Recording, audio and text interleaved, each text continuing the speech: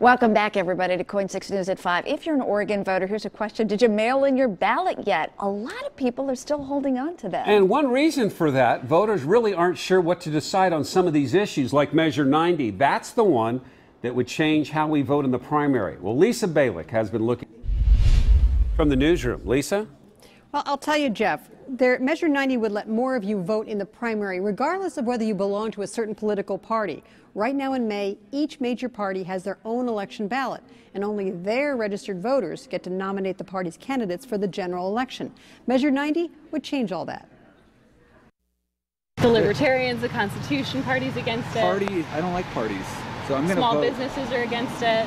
Teacher Sarah Logue is having a tough time trying to convince some voters to vote no on 90 and keep the century-old way Oregonians decide elections. Measure 90 limits choice on the general election ballot, and in Oregon, when we open up those general election ballots in November, we're used to seeing a broad variety of choice, and to only see 2 candidates when most people are actually engaged in paying attention is a really big change for us. But Yes on 90 supporters say hundreds of thousands of voters, those who don't call themselves Republican or Democrat, are shut out of picking who will be on the general ballot in November. A yes vote would change the primary system and let everyone vote in the primary, regardless of their political party.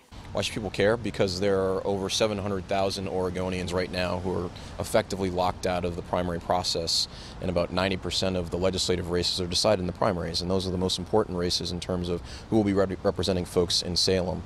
But there's another key part of Measure 90. Only the top 2 candidates who get the most primary votes in each race would appear on the general ballot, and they could be from the same party.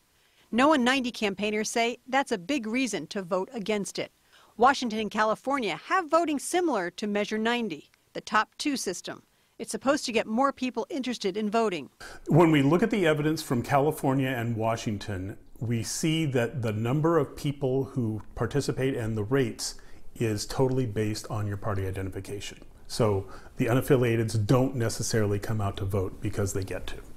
But getting voters to agree to change is challenging.